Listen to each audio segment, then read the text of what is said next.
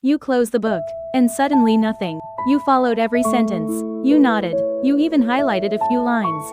But the moment someone asks you, hey, what was that book about? Your mind goes completely blank. And you know what happens next. You start telling yourself a story. I just have a bad memory. I can't focus long enough. Maybe I'm just not a book person. But here's the thing, that's almost never the real problem. The most common reason nothing sticks isn't that your brain is broken. It's that you never stop to check. While you're reading, everything feels clear. You get this warm sense of understanding. And you carry it with you right into the next page. But that feeling? It's not the same as actually knowing something. So you finish, and you've got nothing. And your brain's solution is read more. Read longer. Read harder. But here's what's strange. The more you pile on without checking, the blurrier everything gets. Today, we're going to fix that. Not how to read more, but how to make what you read actually yours. What to do before you go back and reread something. And why some people finish a book and walk away changed, while others finish the same book and walk away empty. The difference is real, and it's completely learnable. Let's start with the trap most of us fall into without even noticing. We treat the act of reading like it's the same as the result of learning. The pages turn. The highlighter comes out. The notes pile up in neat little rows. And it feels productive. It feels like progress. But that feeling runs ahead of the actual reality. Because here's what's happening in your brain. When a sentence is sitting right in front of you, just seeing it makes it feel familiar. Familiar feels comfortable. Comfortable feels like understanding. But familiarity and memory are not the same thing. If something only makes sense while it's in front of you, and disappears the moment you look away, it doesn't belong to you yet. The people who catch this early? They study smarter, not longer. The people who miss it? They put in the hours and still feel like they got nothing. They finish lectures and feel lost. They fill notebooks and can't explain a single page. Sound familiar? Think about this. Someone asks you to summarize what you just read. What's the first thing you feel? For most people, it's one of two things. Either panic, or embarrassment. I literally just read it. Why can't I say anything? And because that feeling is uncomfortable, what do? We open the book again. The second we look at it, everything comes rushing back. Oh right, I knew that. I just blanked for a second. And just like that, the discomfort is gone. But it's only gone for a minute. Close the book again? Gone again. This is exactly where two types of readers split apart. One type feels the discomfort and immediately reaches for the book. They stay trapped in a loop of reading and rereading. The other type sits with the discomfort for just a moment. They ask themselves, what do I actually remember right now, and what did I miss? That pause, that brief and slightly uncomfortable pause, is where real learning begins. Because the stuff that sticks long-term, it almost always comes from the second approach. So here's the core idea, and it's almost embarrassingly simple. Don't just add more reading time. Add retrieval time. After you close the book, in that blank, open space, where nothing is prompting you, try to pull something out. This isn't some complicated study hack. It's so simple most people skip right past it. Read, close, recall, check the gaps, briefly review. That's it. But when that small step is in place, reading stops being consumption. It becomes accumulation. You stop borrowing other people's sentences. You start building your own understanding. And something shifts in how anxious you feel about learning. The person who only ever looks at other people's words? They always feel a little unsteady. But the person who has pulled something out in their own words, even imperfectly, they're standing on solid ground. That gap is bigger than it sounds. Now let's talk about 3 habits that quietly hold people back. The first one is this: when you don't understand something, you read more. This habit looks responsible, but it often backfires. Because when the signal is, I don't quite get this, the answer isn't more input. The answer is a quick check. Say you finish a paragraph and you sort of get it, but you couldn't explain it. The move is not to read 2 more pages. The move is to close the book and try to say it out loud. You don't have to be eloquent. Just try, and right away, you'll discover something. Wait, I was just following the words. I never grabbed the actual point. I got the conclusion, but I have no idea why it's true. This concept made sense on the page, but I can't picture it in real life. Finding this out early is a huge advantage. Because the things you glide past without understanding, they become debt. One blurry sentence makes the next 3 blurry. One fuzzy paragraph turns an entire chapter into fog. The second habit: highlighting something and calling it done. Underlining, color coding, sticky notes everywhere. None of these are bad on their own. But they can create a false sense of progress. The marked sentence is still in the book. It hasn't moved into your head yet. The highlight is evidence that you were there. It's not evidence that you learned anything. The real question is, can you explain that sentence without looking at it? If not, it's still just marked, not learned. So whenever you highlight something, let a question follow it. Why does this matter? How does this connect to what came before? What would I say if I had to explain this to someone right now? Without those questions, even the most beautiful, color-coded notes are just paper. The third habit: reading all the way to the end before you review anything. I'll summarize the whole chapter when I finish. I'll review after an hour of reading. The problem is, by the time you get there, a lot has already faded. Memory doesn't hold still. It softens with every passing minute. So instead of one long stretch, try shorter bursts with checkpoints built in. It's not that reading long sessions is bad. It's that reading for a long time without any retrieval in between is what makes things slip away. The principle is simple. Every reading block needs a recall block after it. Otherwise your brain is just on autopilot, passively letting words wash over it. So what does this actually look like in practice? Here's a simple routine that works for books, articles, lecture notes, basically anything. Before you start reading, take about 30 seconds. Just look at the title, the headings, the first sentence of the section.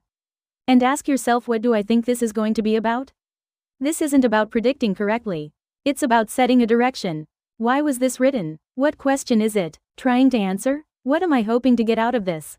That small act of orienting yourself changes how you read. Instead of sentences just flowing past you, you start placing them inside a frame. Same words, but completely different quality of focus. Then read in shorter chunks. There's no magic number of minutes. Some people do well with 5. Some with 10 or 15. The key is not to overload yourself in one sitting. If you want to highlight or jot something down while you read, go ahead. Just make sure the marking is prep for retrieval later, not a substitute for it. Then, at the end of that chunk, close the book. This is where it gets important. Look at a blank page, or just at the wall, and ask yourself out loud. What was the main idea of what I just read? What was the most important sentence? Why did it land on that conclusion? Say it, write it, doesn't matter. Just make sure you're doing it without looking at the text. Because this is the moment you find out what actually made it into your head.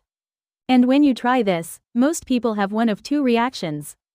I remember more than I thought. Or, wow, absolutely nothing stuck. Both reactions are good, genuinely, because both tell you the truth about where you are. If something stuck, that's the foundation to build on.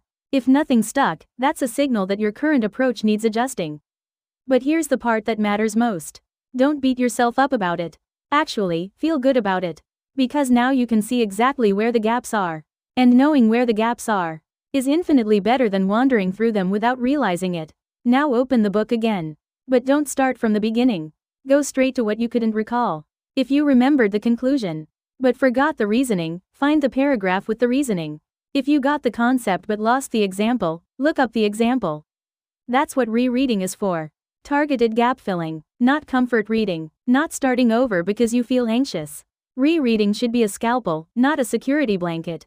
Hold on to that. Let me give you a concrete example. Say you're reading a book about decision making, and you come across an idea like this. People consistently make choices that feel comfortable right now, but cost them significantly in the long run. Most people read that and keep going. It doesn't stay. But what if you close the book and say to yourself, okay, what I just read is basically this: we keep picking whatever's easiest right now, even when we know it'll hurt us later. And then the questions come naturally. Why do we do that? In what situations does it happen most? Now when you reopen the book, those examples you skimmed the first time suddenly have meaning.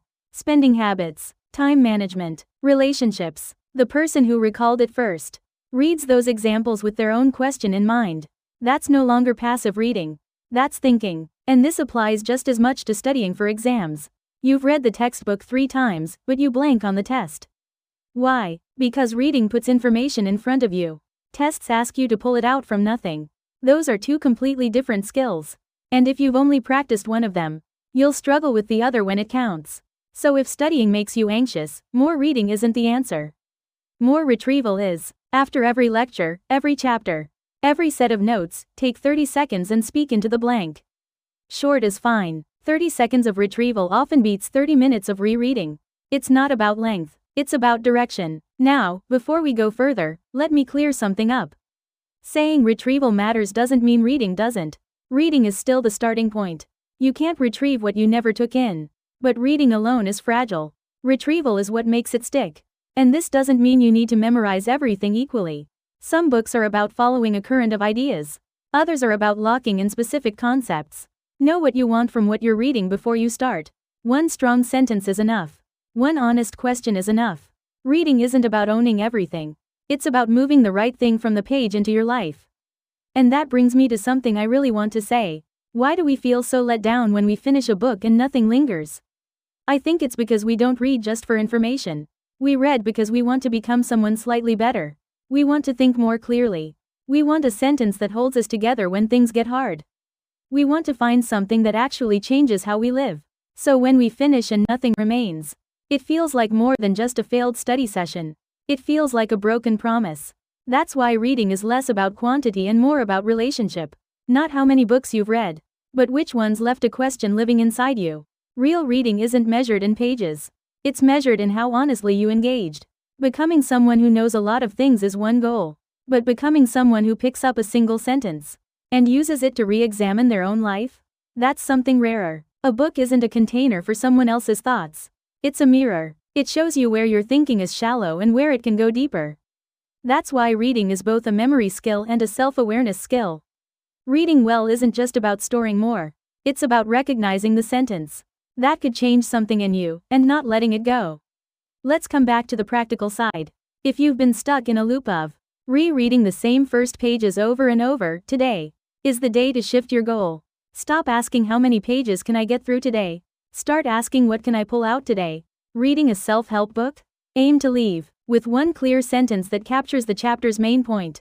And one real example from your own life. Reading about economics or history? See if you can connect one concept to something you've actually experienced. Reading fiction? Don't just follow the plot. Ask why a character made the choice they made, and what that choice stirs up in you. When you approach every kind of reading this way, the skill builds. The genre changes, but the muscle stays the same. The muscle of asking, retrieving, and checking what's missing. And please, don't underestimate talking to yourself. Explaining something out loud like you're telling a friend, in 20 seconds. Flat, is surprisingly powerful. When you try to push a thought out through your mouth, it has to take shape. The vague stuff that seemed fine in your head suddenly catches on something. That resistance is exactly where you need to look again. So after you read, try this. Pretend a friend just texted you and said, "What's that book you're reading actually about?" 20 seconds, go. That question cuts through the noise. It separates what you genuinely understood from what just floated past you. If your explanation runs long and tangled, the idea isn't settled yet. If you can say it short and clear, you've got it. Same goes for taking notes. Copying sentences out longhand is not the same as learning them. Rewriting them in your own words is. Copying keeps your hand busy. Rewriting keeps your brain busy. And it's the brain busy version that sticks. Instead of transcribing, people tend to prioritize immediate comfort over long-term benefit. Try writing, comfort now, regret later. That's the loop. Or, you don't really know something until you can explain it without the book in front of you. Short, your words, your rhythm. When you come back to those notes later, they'll wake up fast. Now, here's something I want you to hear clearly. The first few times you try this, it probably won't feel good. You'll close the book and draw a complete blank. That's normal. That's actually a perfectly healthy starting point. You've been training the reading muscle your whole life. The retrieval muscle? Probably barely touched. It's like starting to work out after years of being sedentary. You won't be strong on day one, but you'll feel the difference within a few sessions. At some point, something will shift. Where everything used to blur together after reading, suddenly, one or two clear ideas stay put. And more importantly, something changes in how you feel about yourself as a learner. That quiet, nagging belief that you're just someone who forgets things. It starts to loosen. In its place, something more grounded shows up. When I do it this way, things stay with me. That feeling matters more than people realize. Because what keeps people going isn't willpower. It's trust in the method. That's why I believe how you finish a book matters more than how you start it. Anyone can open a book. Far fewer people close it and then ask what just made it into my head. And that small difference, practiced over time, creates an enormous gap. Same book. One person consumes the sentences. The other accumulates the questions. Same amount of time. One person walks away with a page count. The other walks away with sharper thinking. The lasting strength comes from the second person. Reading more doesn't make you stronger. Retaining more does. Reading fast doesn't make you deeper. Pausing to look back does. If there's one thing to take from today, let it be this. The moment what you read becomes yours. Almost never happens while you're reading. It happens in the pause. When you stop scanning, close the book, and ask what actually stayed. The more uncomfortable that moment feels, the better. Because that discomfort isn't failure. It's the exact signal that real learning is about to begin. So starting today, try reading a little differently. Don't rush to cover more ground. Read less if you have to, but read to keep something. Finish a section, close the book, say the point out loud. Find the gaps, and check just those parts. Then, a little while later, try to recall it one more time. You don't have to be perfect. The goal isn't to become someone with a flawless memory. The goal is to become someone who knows how to check their own understanding. That person remembers longer, thinks more clearly, grows more steadily. And if right now there's a half-finished book sitting on your nightstand or your desk, don't flip back to page 1. Just pause for a moment. What do I remember about what I read? What was the main idea? Why did it matter? Wherever you get stuck is your starting point. That's where you begin again. Reading isn't a privilege reserved for people with great memories. It's a skill built by anyone willing to check themselves honestly. And it's not something you're born with. It's something you practice into existence. So the next time you pick up a book, don't count the pages first. Decide what you want to walk away with. Then read. Then close it. Your memory gets a little deeper every time you let yourself sit in that pause. And maybe that's the whole thing, right there. Not how much you read, but what stays when you put it down.